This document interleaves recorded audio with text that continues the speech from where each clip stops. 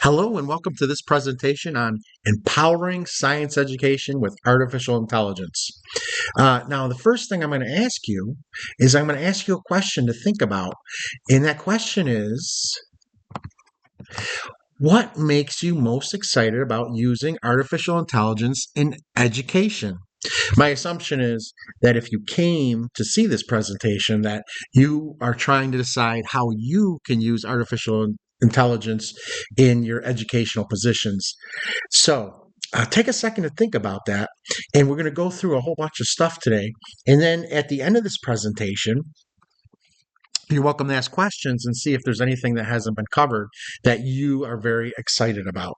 So let's go ahead and get started. So the first thing I want to go over is this agenda. And you can see we're going to be getting students excited about learning science. That's really the basis of our job as science educators, is to get students excited about learning, to motivate them to want to learn more. And I have found artificial intelligence is a great resource for achieving this goal. We're going to talk about AI for email responses and fun science facts. We're going to talk about creating multilingual presentations for those students you might have that have English as a second language, and how to help them process these difficult terminology that's used in science classes. We're going to talk about creating storybooks, science-based storybooks with Gemini. With Google Gemini 2.5 and possibly 3.0, which is rumored to be coming out later this month.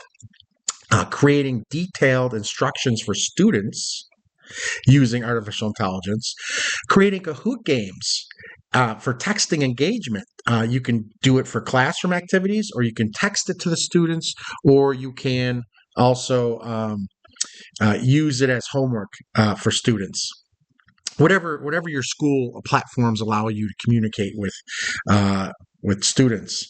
We're going to talk about Google's NotebookLM artificial intelligence specifically, and creating GPTs for specific purpose using ChatGPT 5.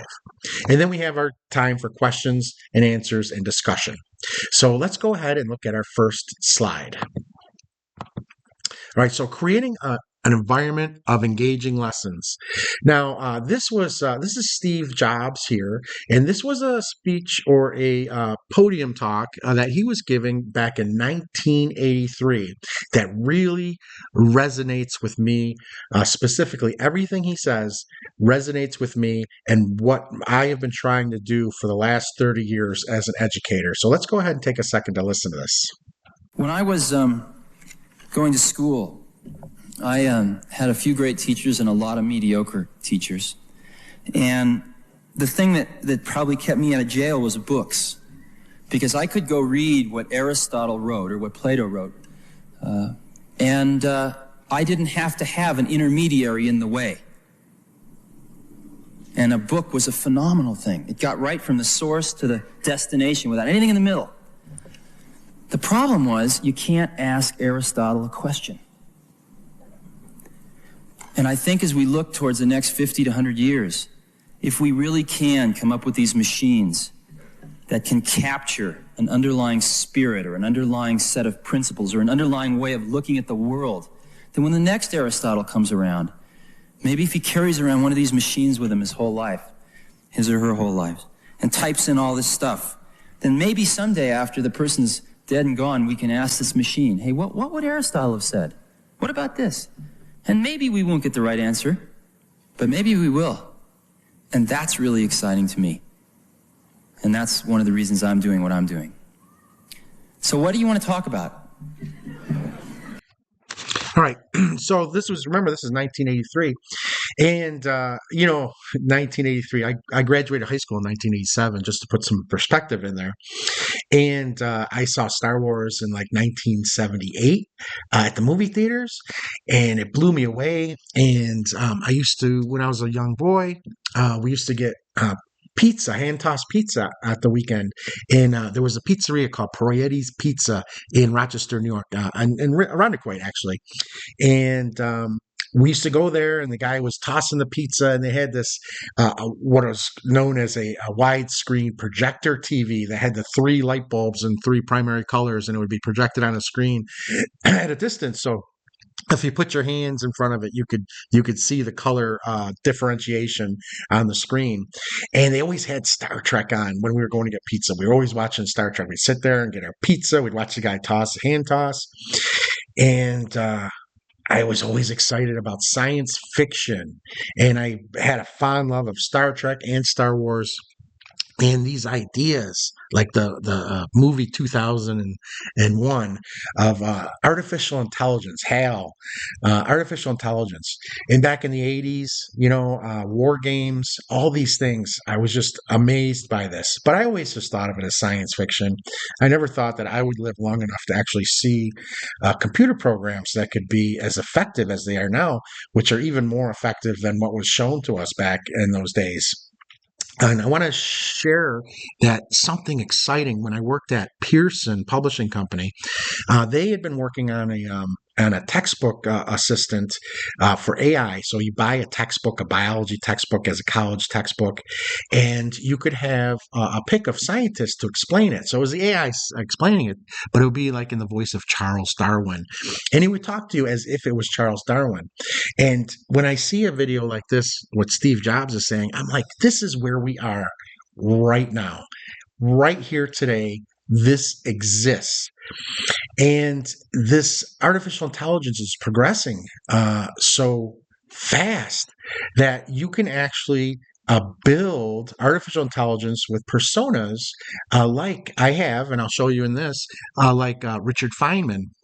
Or even for the presentation at STANYS this year in Syracuse, New York, the keynote speaker is Paul Anderson. And something I wanted to share when I was giving this presentation was that I created a Paul Anderson persona with NotebookLM. And I created a video that shows how I did this so that any teacher can create these persona artificial intelligence to help them do the work and get the resources they'd like for their class. So let's take a look at this. So this is a video that I created on VEO3 from Google.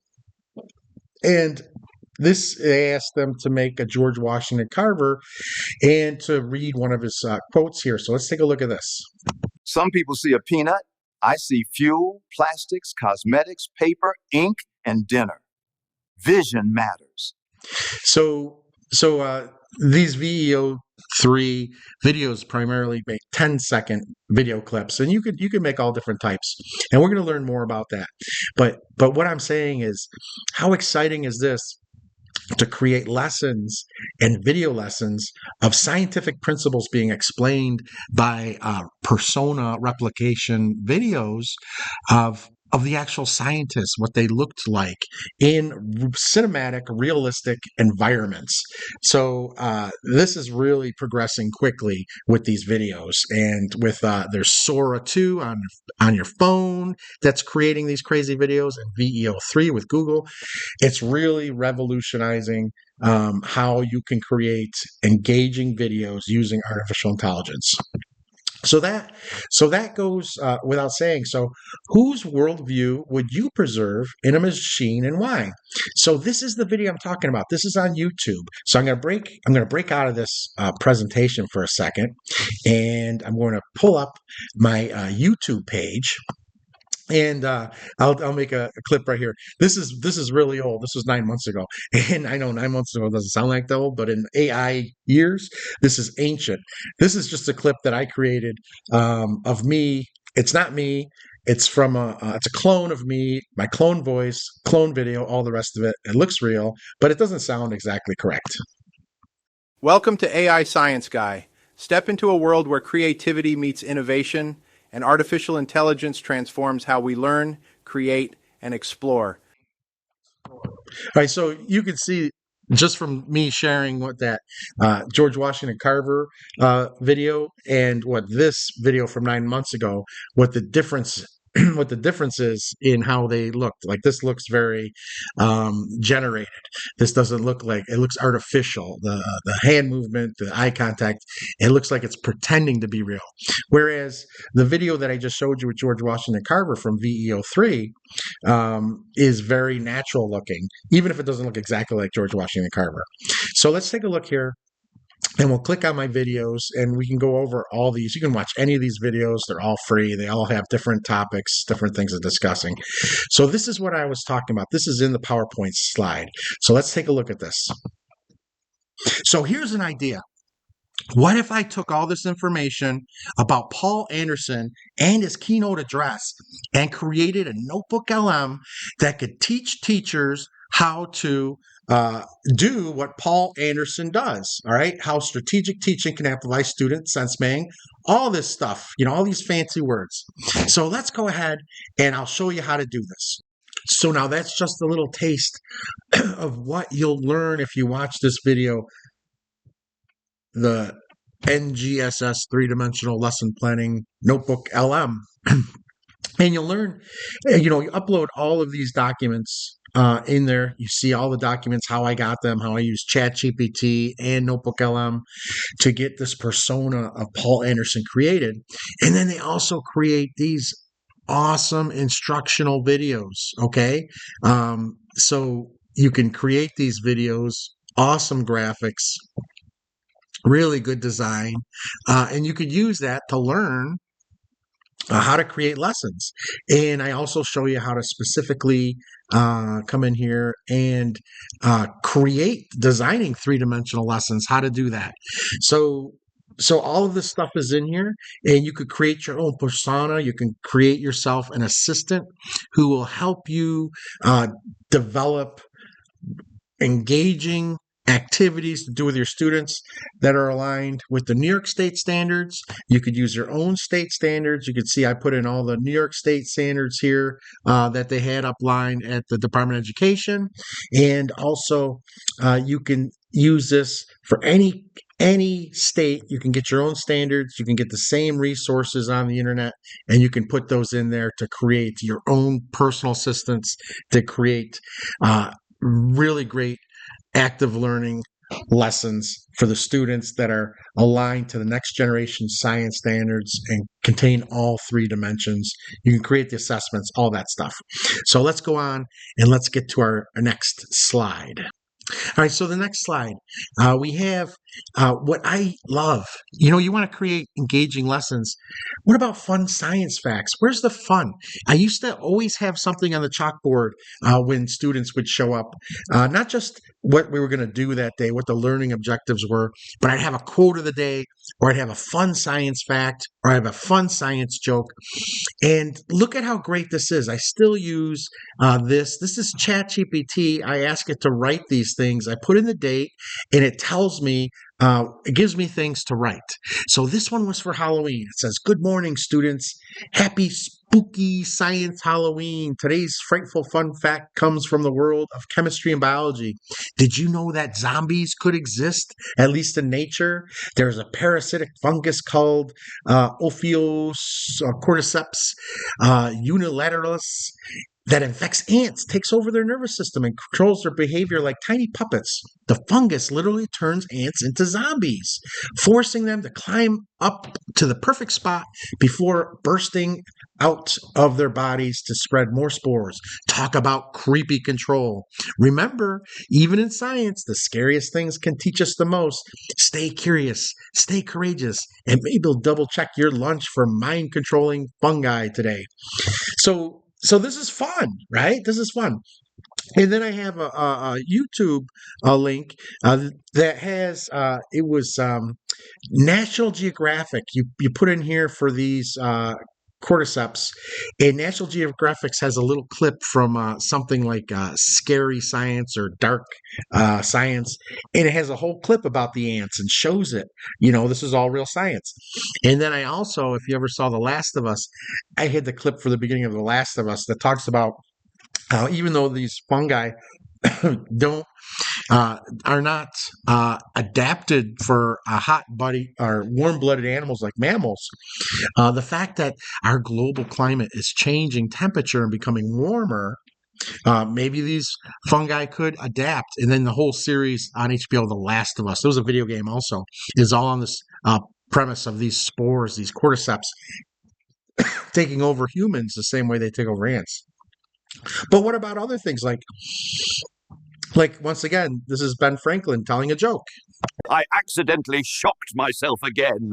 Science hurts, but at least I'm positively charged about it. So what we have here is this is once again VEO3, and you can see there's a little glitch here from the AI that he has two pairs of glasses. But I could see Ben Franklin wearing two pair of glasses. He did invent the bifocal, right?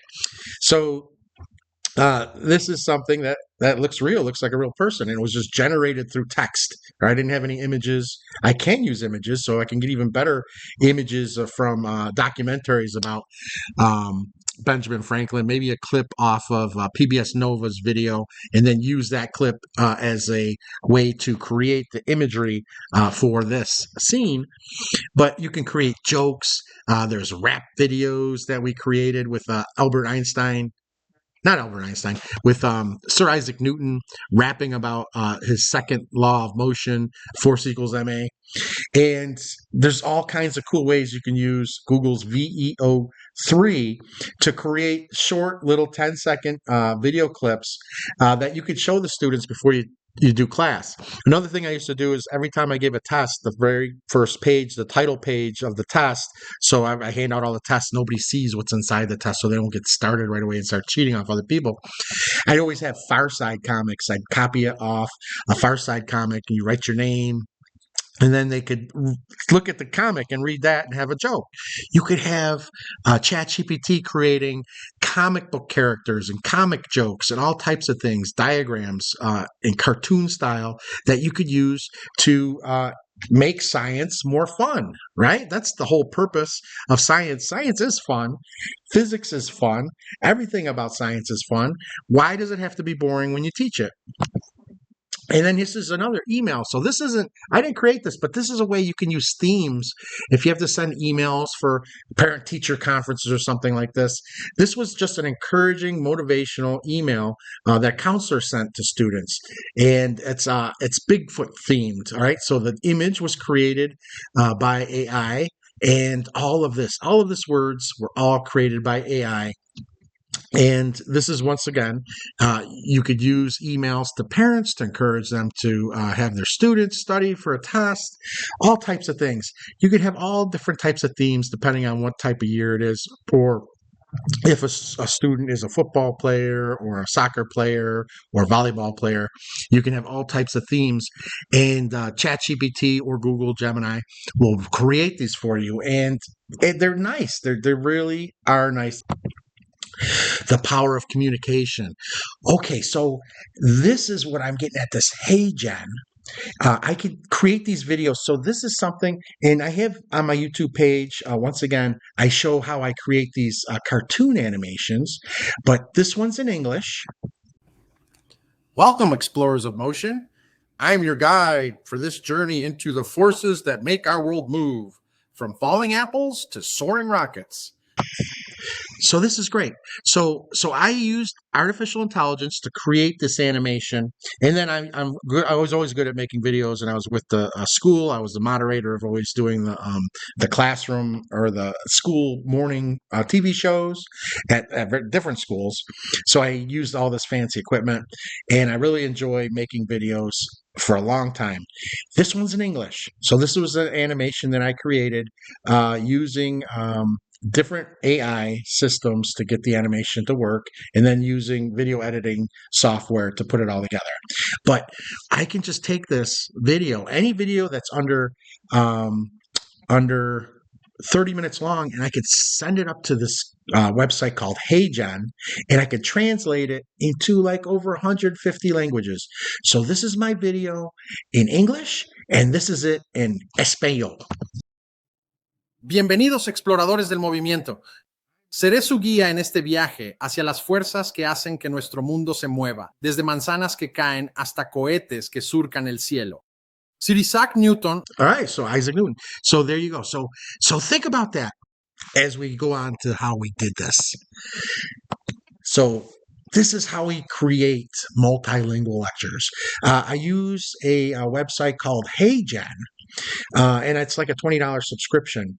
And any video that you upload that's less than 30 minutes long, you can translate into a whole variety of lots and lots of languages and different dialects of those languages also.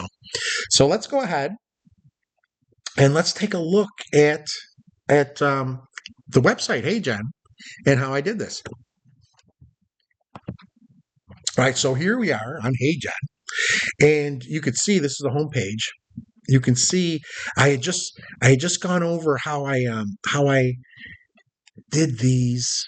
One in Spanish and the one's in English, and I just uploaded one a few minutes ago that's in Italian, so we can listen to that.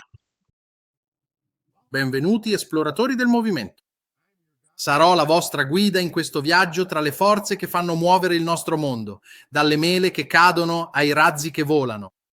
Sir Isaac Newton ci ha dato un modo potente per comprendere tutto. All right, Sir Isaac Newton. So there we go. We got there again. So how do I do this? So there's a lot of things we can do here at HeyGen. We can create avatars that I'll show you some of those. Or I did show you the avatar I had on my YouTube page. That was a clone of me. And you could create your cloned voices also on here. And you could upload a photo and turn the photo into a video. You could create these avatars, interactive avatars. They could be you, or it could be just some random generated avatar. But what we're going to do now is I'm going to show you how to translate videos. So let's go ahead and translate a video. So if I was just doing a PowerPoint presentation, so I'll show you some of these things, or better yet, I could just show you right here. So these are presentations created by NotebookLM, and it's just people talking. And I translated this one into Polish, and this one's in Italian. So let's go listen to this Polish one real quick. Dziś wyruszymy w małą podróż odkrywania. Prześledzimy drogę od prostego „a co jeśli” aż do potężnego naukowego wniosku. Zanurzmy się więc od razu. Czy kiedykolwiek patrzyłeś na otaczający cię świat i zastanawiałeś się, jak? Skąd wiemy to, co wiemy?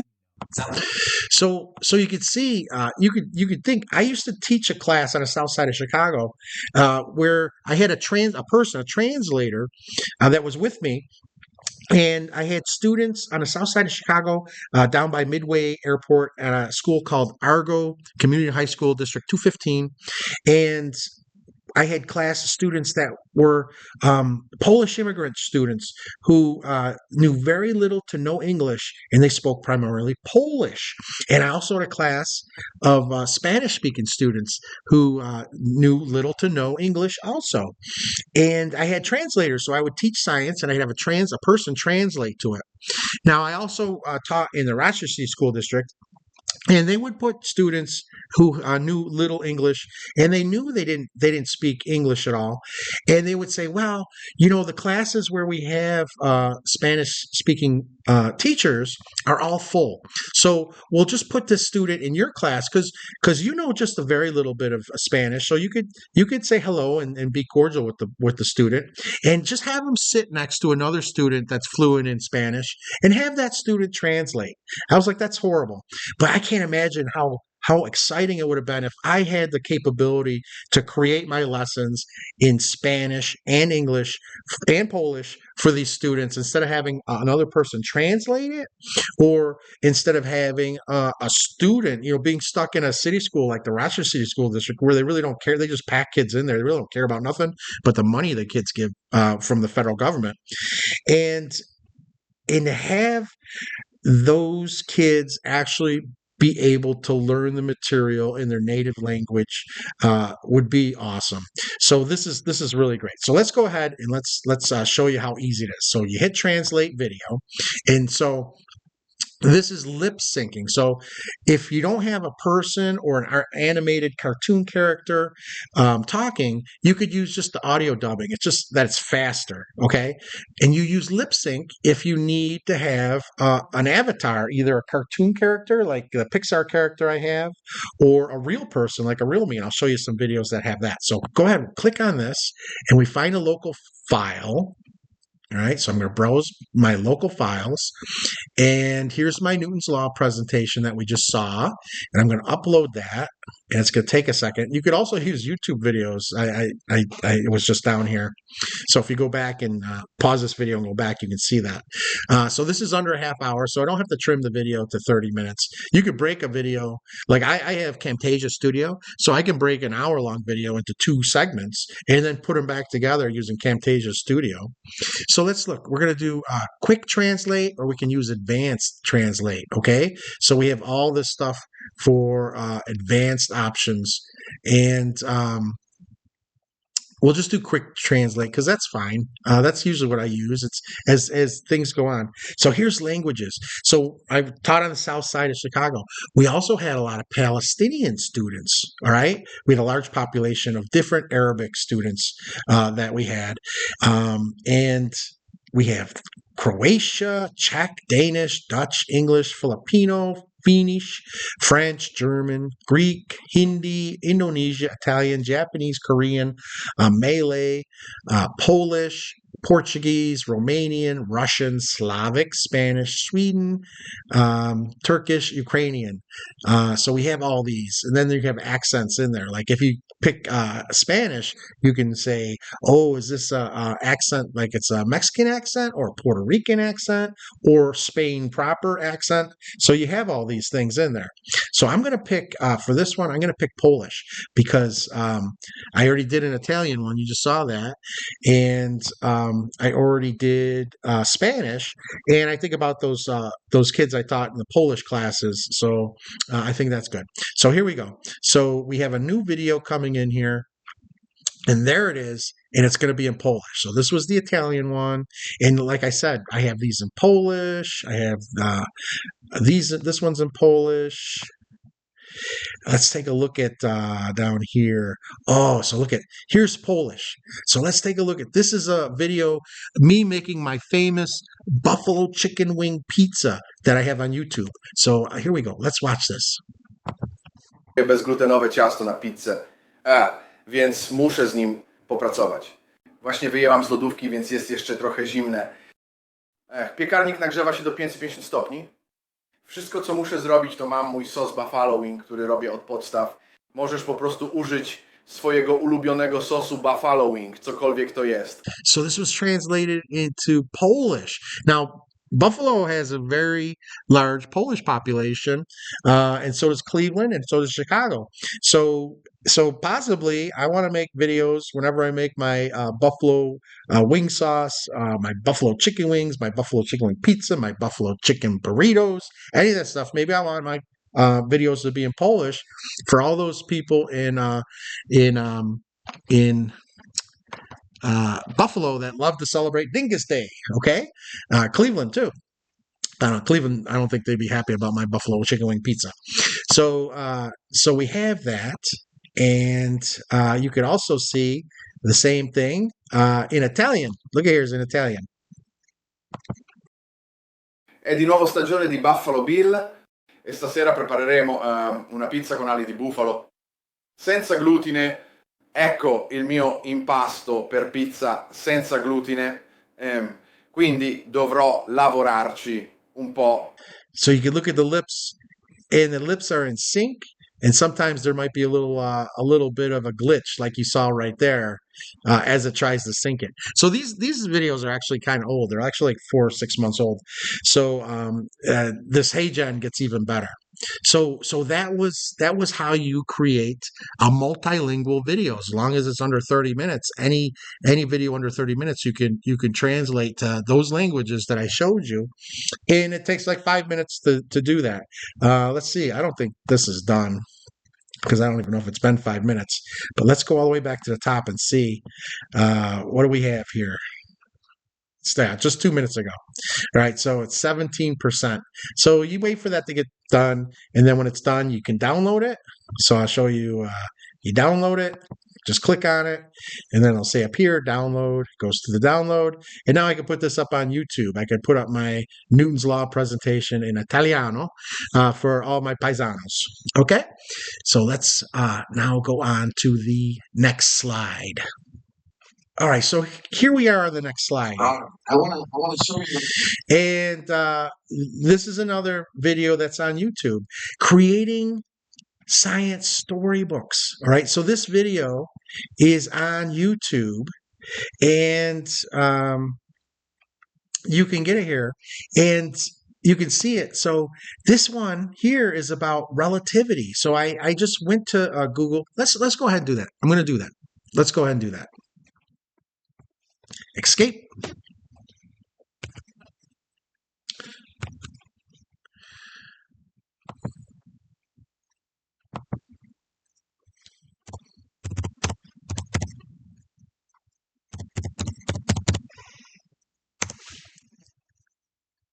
All right, Google Gemini.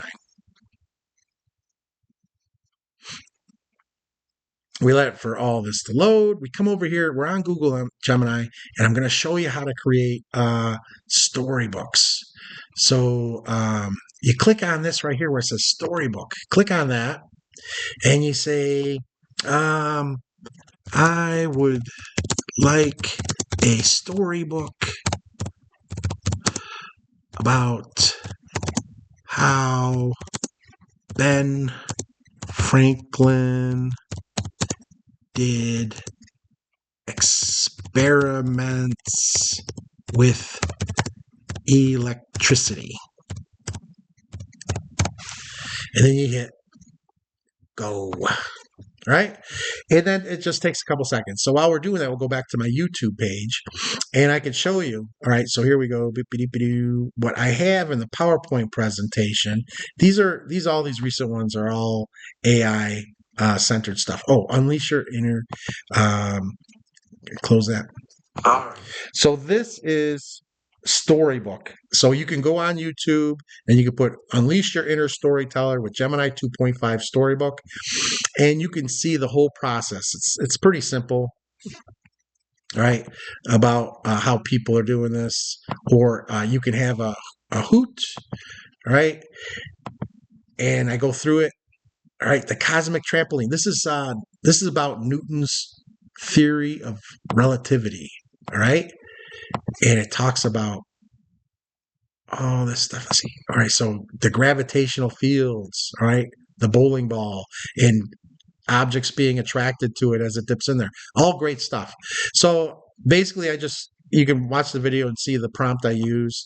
This is a very simple, but here we go. So here is our book. It already came up within a couple minutes. So you click on it, and it talks about Ben Franklin and being in Philadelphia and doing experiments with electricity, and it has this famous kite experiment, which really was just a theory that he didn't. I don't think he really did this. If you go in the histories, they're like, he just was saying that this would be a good way to prove that he was right, but he really didn't care to do it. And then some scientists in France tried to repeat his experiment and almost got electrocuted because it did work. And it's like, why would you want to have lightning come down? You know, if lightning hit this kite and you had your knuckles there, it wouldn't be a spark. It would be a big jolt that could kill you. And the guy, and the French guy who was a French scientist, supposedly as the story goes, ended up being very hurt because he was struck by lightning. And then look, this is the lightning rod. So his idea about that, safely ground, right? So this clever device, because of his brave experiment, Benjamin invented the lightning rod. This clever device placed on a top of a building guides lightning safely to the ground. Benjamin's curiosity helped keep people safe for many years to come. Right? And you can have it read to you. all right, or your students. So you can put these onto web pages, all right? You just share them, right? Share the story, and you create a link. You can put it on Facebook, LinkedIn, or you could just copy the link and put it on your own web page, and you could have students read these books to learn things. You don't have to, but it's a nice option. You know, I always had that book, the cartoon physics, or the physics of cartoons or whatever it is. I had a bunch of stuff like that. And students like to read through those like comic books to learn physics that way. So that is how to create storybooks with Google Gemini. So let's go to our next slide. All right, so this is creating Kahoots using NotebookLM. So this video, once again, this is on YouTube. Let's go ahead and do this, and you could see it on YouTube, but it's pretty straightforward. Kahoots has their own artificial intelligence, and so does Nearpod if you ever use that. And when we go to our back to our ones here, where we got it. So there it is right there. I see it. And then there's other things, making crossword puzzles and word search games and even vibe coding. These are all on my YouTube page, and these are all instructional videos that show you just how easy it is to do. Oh, that's quantum tunneling is in here, along with creating projectile launchers with ChatGPT and Google Gemini. So let's go ahead. We're going to look at this. And, and you can go in here and you could see how I use ChatGPT and other things to create questions, and NotebookLM to create questions. And I take those questions and I put them in weekly Kahoot challenges. And these weekly Kahoot challenges, let's see what we got here. All these different companies we have. The different Blue Kit has games. All this stuff have games. So this video shows how you get these questions, copy and paste them, and put them in Kahoots, and then you can send them to the Kahoots and get the information from the Kahoots. So I make questions for this. So this video you saw as a Kahoot or as a Nearpod, students watch the video and then they answer questions right after that, and they get to go see who's on the leaderboard and compete against each other. So you can watch this video and learn how that is using AI to create game-based learning experiences. This is also good too if you like to create animations. I have a couple creating cinematic animations with ChatGPT, Sora, and VEO3. That's a good video. And also there's videos here as I'm going through here. We're getting towards the end of the presentation, you can tell, but there's so much here that I don't even have time to cover when I talk about this. But since this is a video, we can go in and talk about different things here. So, you go all the way back, and you see how to create animations, right? Different animations. This was my presentation I gave at Buffalo State back in February, empowering physics education with artificial intelligence. So that's 2 hours. I see right there. It's 2 hours because it's the Buff State and Syracuse presentation. So you could learn a lot about all different techniques. You come to my webpage, creating detailed instructions from YouTube tutorials with AI. That's all stuff. How to animate photographs. This was when I first started using different things, creating GPTs, which is we're going to get to, I believe, next or right after the NotebookLM ones. All right, so let's go back to the PowerPoint because you can watch these videos and learn, and you get the gist of what I'm saying from this. So let's go back to the PowerPoint here and see the next slide. All right, so I'm going to just zip through here this way instead of going there. So the next slide is creating detailed instructions using NotebookLM. Right? So that was something I just showed you. And then this is how to have AI teach you how to use AI. So that was something that's right here. There we go, right here. How to use NotebookLM to teach you how to use NotebookLM. So this is really great because this has I show how to I use ChatGPT, and then I have ChatGPT give me all this information, and then I find this information on the internet, and then I upload it. All right, that's what's happening here is I'm uploading it to NotebookLM, and this is all things. This was by the National Science Teachers Association. AI meets three-dimensional learning. All right. Google Notebook LM for teachers, global, the white pages, global Google for education using AI. So you put all these documents in here, you watch this, and then you could create video presentations that explain things to you, and you could ask it questions to generate specific things. And then here's the different types of videos you can create: anime videos, papercraft videos, retro print videos, all these things. And you put in a prompt here, and I always have ChatGPT write the prompts for me because it's much better than me writing the prompts, and I show that. So you can watch this whole video, like I said, and then we already looked at some of these video outputs in here.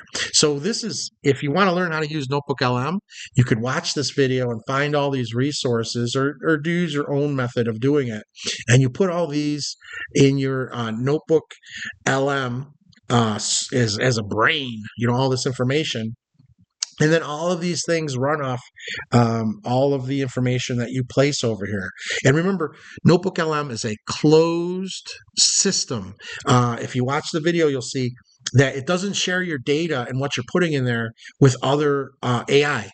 Everything you put in NotebookLM is in a closed environment. Your data is not being shared with the whole system, with the artificial intelligence and the servers.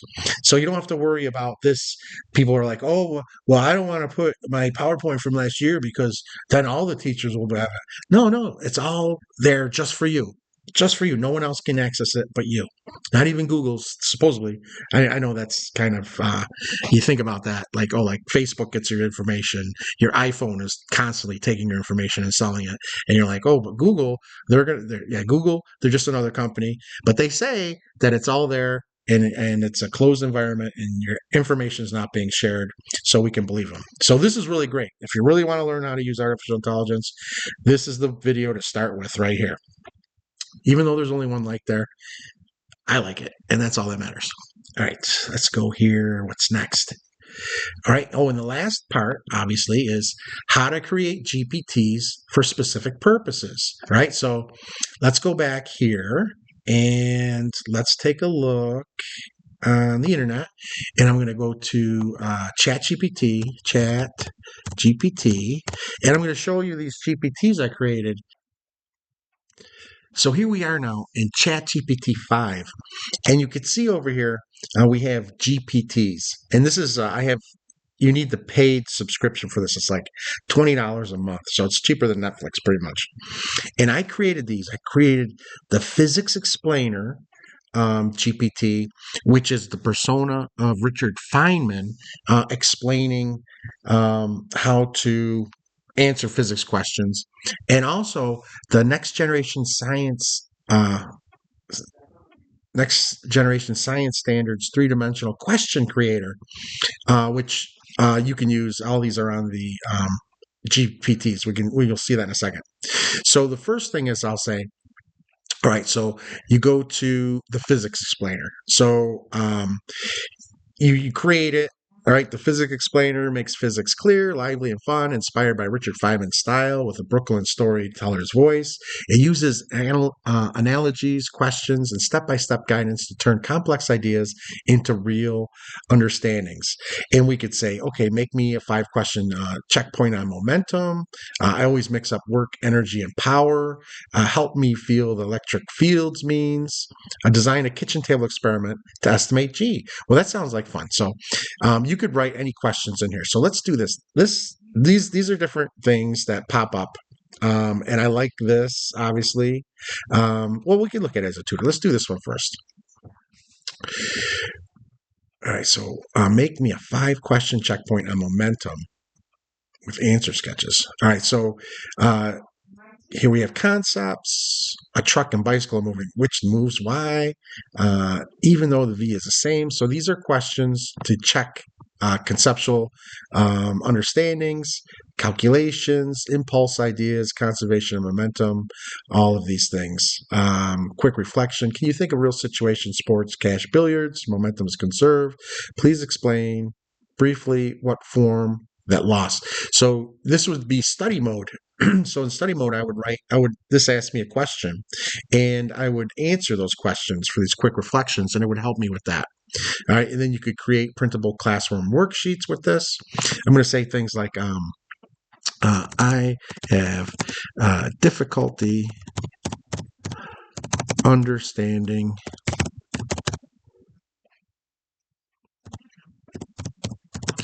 the conservation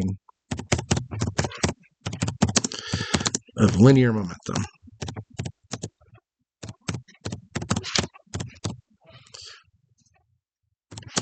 Can you help me better understand it?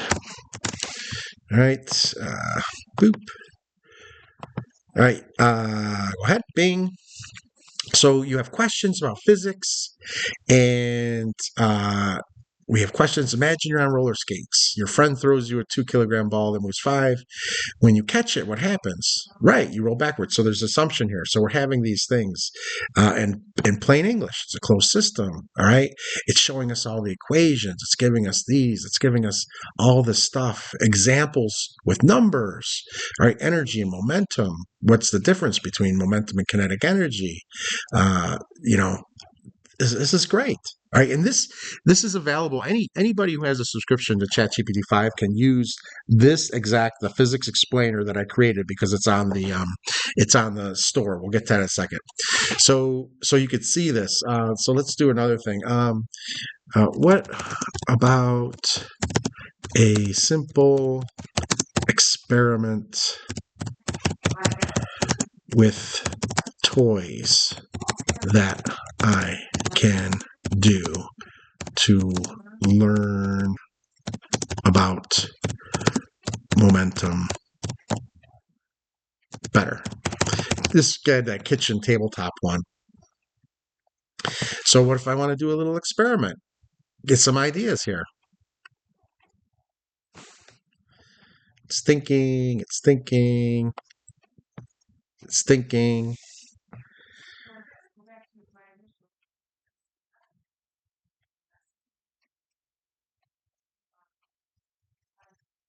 All right, good. All right. Stick together, 2 toys, the stick together inelastic collisions. All right. Smartphone with slow motion, kitchen scale, masking tape, all this stuff that you could do at home. All right, look at this. It has measurements from the videos, how to compute it. We have the pop-apart explosion from rest. Okay, all types of things. Look at this. This is all stuff we do there, but it's coming up with experiments. I could have this turned into a handout to have students do this at home with their toys and make videos on their iPhones and put them on YouTube or send them to the class picture and do all this stuff. So this is different than using just ChatGPT because this is really something that specializes in complex physics and explaining it in relatively simple terms. Let's take a look at this. This is the other one I created, the Next Generation Science Standard 3D Question Creator. All right. And creates NGSS aligned 3-dimensional science assessment questions. So let's see. Develop 3-dimensional assess item. Help create a test question. Design a 3D science question. Okay, so let's go ahead and do this one real quick. So it's simple. You could use this to come up with phenomena. You can ask it for a whole list of phenomena that's in there. It talks about the 3 dimensions, so it's explaining all of this. All right, so here's our suggested phenomena. We have 5 suggested phenomena we could use, and we can go off this. All right, so these are just examples, question format, multiple choice. So now you go ahead and you answer all this. All right, you answer all this, and it creates the questions for you. I'm crazy. You decide.